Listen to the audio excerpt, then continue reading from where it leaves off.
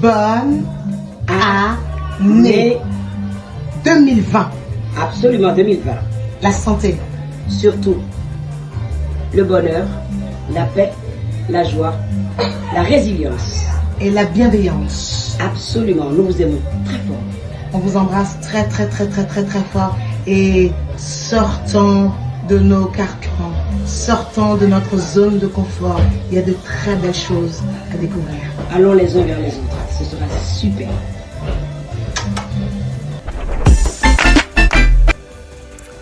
Bonjour tout le monde, je suis son excellence monsieur l'ambassadeur à Galawal. Devinez ce qui m'est arrivé hier nuit quand je rentrais à la maison. Je suis tombé sur un génie qui m'a reconnu, qui crie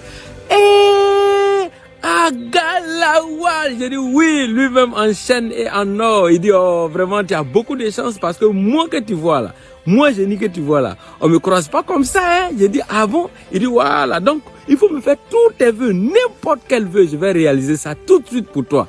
Je lui ai dit, tu es sûr que si je te fais mes vœux, tu vas réaliser ça. Il dit, oh, ça c'est à la minute. Il dit, ok, mon premier vœu, c'est qu'actuellement là, il y a un phénomène dangereux, une épidémie grave qui sévit dans le monde, qui tue tout le monde. On appelle ça coronavirus. Il faut me trouver le médicament tout de suite, comme ça on va soigner tout le monde et puis on sera débarrassé. Le génie me regarde quand il dit, hey, je t'ai dit que je suis génie. Hein. Je t'ai pas dit que je suis chercheur, ni médecin, ni laboratoire. Il faut me faire un autre vœu. J'ai dit, ok, il n'y a pas de souci. Si toi, génie, affaire de corona, là, t'as dépassé, on va passer à autre chose. Deuxième vœu, c'est que tu es garçon, non? Il dit oui. J'ai dit, ok, ça tombe bien. Il y a une chanson des jours, là, quand on entend, quand tu sors avec enfant des gens, donne-lui l'argent.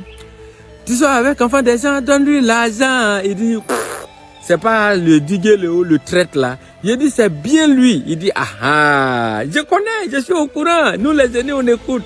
J'ai dit avant, en fait je voulais que tu me donnes pour deuxième vœu. Je veux que tu me donnes les raisons selon toi qui ont justifié une telle dérive, un tel désastre, une telle agression musicale envers toute la gente masculine. C'est un complot savamment orchestré contre tous les garçons. Je voulais savoir si tu peux nous donner les raisons qui justifie ça, ce qui a poussé Didier Léo à chanter une telle chanson. Le génie m'a regardé, il dit, moi de te donner les raisons qui ont expliqué le fait que Didier Léo chante une telle chanson. J'ai dit oui. Il a réfléchi jusqu'à, il dit, il dit oui. Il dit, ben, dis-moi, ton médicament de coronavirus là-haut, j'ai dit, hein, il dit, tu fais ça en poudre, en comprimé ou bien en injection. J'ai dit, aïe, une chanson de Didier Léo là. Il dit non, je pense que trouver un médicament de coronavirus là, c'est plus facile que de chercher à expliquer chanson de Didier Léo là. Vraiment. La question Baboua, puis c'est dommage, frère, je vais te parler clairement. Ça, je te parle clairement. Je veux juste j'enlève ma casquette pour te parler. Tu vois, il est important que vous ne pouvez pas limiter la Côte d'Ivoire à des personnes. Moi, je suis, prenez ça comme vous voulez. Vous ne pouvez pas limiter la Côte d'Ivoire à des personnes. Excusez-moi beaucoup quoi. Vous n'allez pas vous asseoir chez vous et puis limiter la Côte d'Ivoire à des personnes. Vous comprenez? La Côte d'Ivoire appartient à tout le monde. Il faudrait que nous comprenions qu'après nous, nos enfants viendront aussi profiter de cette Côte d'Ivoire. On ne peut pas limiter la Côte d'Ivoire à 2, 3, 4, 5 personnes. C'est pour ça aujourd'hui il y a beaucoup de personnes avec qui j'ai du mal à parler de politique quoi. Parce que les gens ont tendance à prendre ceci, à prendre cela. Mais où sont les pro-Côte d'Ivoire? Où sont les pro-Côte d'Ivoire? Moi, tu ne mets pas de pro-Soro, pro-Afi, pro-Bagbo, pro-ceci. Ok, mais où sont? Moi, je te pose la question à toi, Moussa Diarasouba. Où sont les pro-Côte d'Ivoire? Y a-t-il pas des gens qui aiment la Côte d'Ivoire? Pas nous. On ne peut pas limiter la Côte d'Ivoire à des personnes. Et aujourd'hui, les gens sont prêts à mourir, à s'entretuer pour des personnes. Il est temps. Génération Thomas, suivons des politiques pour des idées. Pour des idées. Voilà, il est important qu'on le comprenne comme ça. Aujourd'hui, ce à quoi nous assistons, les alliances, mais voilà, il n'y a pas de problème. Aujourd'hui, on voit des alliances BD, Soro, FPI, Soro, je ne sais pas quoi. On voit des alliances juste pourquoi? Pour enlever quelqu'un au pouvoir. Les gens sont juste d'accord. Les gens sont juste d'accord quand il s'agit d'enlever peut-être une personne au pouvoir. Mais ok, il n'y a pas de problème. On suppose, ok, vous vous associez, vous enlevez, voilà, celui qui est là au pouvoir. Maintenant, Voici la clé de la présidence. Qui va rentrer? On dit paix. Qui va rentrer? C'est pas la guerre c'est pas la guerre encore qui va soulever là à l'entrée de la présidence. Parce que vous êtes ensemble juste pour quelqu'un, sinon vous n'avez pas les mêmes idéaux. Voilà, on est d'accord avec moi. Le PDCI et le groupe de Soro et le groupe, c'est pas les mêmes idéaux. Vous avez juste un ennemi commun. Il est important qu'on arrête de réfléchir comme ça. Il est important. Où sont ces politiques qui ont des idées? Où sont ces politiques qui ont des idées? Où sont ces politiques qui posent vraiment le débat? Qu'est-ce qu'ils pensent de la situation en Côte d'Ivoire? Qu'est-ce qu'ils pensent de ces jeunes aujourd'hui qui, à 13 ans, s'adonnent à des sextapes? Qu'est-ce qu'ils pensent de ces jeunes aujourd'hui qui, à 14 ans, ces adolescents qui agressent des gens, qui n'ont plus peur? Aujourd'hui en Côte d'Ivoire, même tuer un homme, c'est comme si tu éteignais, comme si tu cassais un œuf. Les gens n'ont plus d'émotion, les gens ne sont même plus émus lorsque quelqu'un décède. Où sont passées ces valeurs-là? Où sont ces Ivoiriens qui aiment la Côte d'Ivoire réellement? Voilà. Voilà, où sont les pro-Côte d'Ivoire? C'est ça qu'il s'agit. Vous me parlez de pro-appui, pro-ceci. Franchement, excusez-moi, mais je ne rentre pas dans ce genre de débat.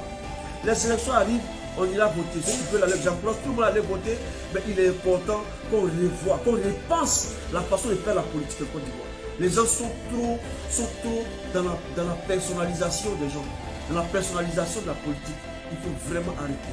Il faut vraiment arrêter. Il faut vraiment. Je pense que trop c'est plus. J'en ai marre quoi. J'en ai marre. Voilà. Nous, à la génération Thomas, nous, on n'est pas dans ça. Nous, on n'est pas dans ça. Tu es ton LMP, tu es ton PDCI. On vient, on parle de politique. On n'est pas d'accord, mais on est ensemble. Voilà. On se débat. On débat sur des questions pour faire vraiment avancer la Côte d'Ivoire. Laissons les pros ceci, laissons les pros cela. Il est important qu'on ait des leaders. Mais ce dont je parle, c'est le fait que nous personnalisons. Voilà, la politique ivoirienne. Qu'on fasse que ça, on a l'impression que ça gravite autour d'un groupuscule, d'une oligarchie, tu vois, depuis près de combien d'années. Voilà, c'est pourquoi bientôt je sors la troisième lettre que j'appelle Excellence. La troisième lettre que j'appelle Excellence. Bientôt je la sors. Elle est dédiée à nos différents leaders, nos 3 différents leaders politiques. Voilà, nos leaders charismatiques. Voilà. Voilà, je parle notamment du président Hassan Ouattara, du président Bédié, du président Laurent Gbagbo. Une lettre adressée directement aux 3. Voilà, je vais donner mon point de vue sans faux fuyant, vous me connaissez, je suis prêt. Voilà, il est important qu'on parle de certaines choses, qu'on pose certaines questions, qu'on discute de certaines choses. La Côte d'Ivoire mérite mieux. Après 10 ans, après 15 ans, après 20 ans de guerre, frère, ayons un langage différent. Donc, ça me met un peu hors de moi, comme je dis, qu'ils pensent tous des processus qui se mettent dans le monde. C'est à ça que nous assistons. Opte-toi pour que je m'y mette. C'est ce qu'Alpha Blondy a chanté. Opte-toi, on dit c'est ça. Aujourd'hui, c'est ça. Ok, lui qui est là, il quitte là. Maintenant, vous n'avez pas les mêmes idéaux politiques. Vous êtes à l'entrée de la présidence, vous faites quoi? Vous allez encore vous battre là. Ce qui est bizarre. Vous vous plaignez parce que Billy est ici, mon cher, mais je fais comme vous. Je fais comme vous. Vous, vos enfants sont ici. Moi aussi, mes enfants sont ici. Nous, tous nos enfants sont ici. Parce que c'est ce que vous faites. Vos enfants sont ici. Vos enfants ont le diplôme. Vos enfants sont dans les bonnes écoles ici. Et puis, vous ensanglantez l'Afrique. Vous ensanglantez nos continents. Vous ensanglantez nos capitales. Voilà. Aujourd'hui, il faut voir les choses différemment. Pensons Côte d'Ivoire. Évitons de penser Gbagbo, évitons de penser Alassane, évitons de penser Bédié, évitons de penser Soro, pensons Côte d'Ivoire. Voici mon point de vue. Il y a une surprise là, mi-fa. Voilà. Au studio, ça travaille. Mais, faut pas faire ça encore. Tu as du potentiel comme ça. Et puis tu me casses ça. Hein? Ouais. Il y a dit la famille, il y a des surprises, hein. Déjà les arrangés là, et tous ces ils chantent. On sait pas. Mal comme on vient de commencer, il n'y a même pas quelques jours là. C'est maintenant à me démontrer que c'est un chanteur, c'est un bain. Donc, bon, écoutez, vous allez me dire si c'est bon, mais c'est pas bon. Parce que là, il y a le signé en même temps. L'arrangeur du studio, en même temps, sera produit par nos Jaguars également. On écoute, non, et puis vous allez apprécier. C'est pas du jeu, je suis tellement émerveillé que c'est pas ce qu'il a dit.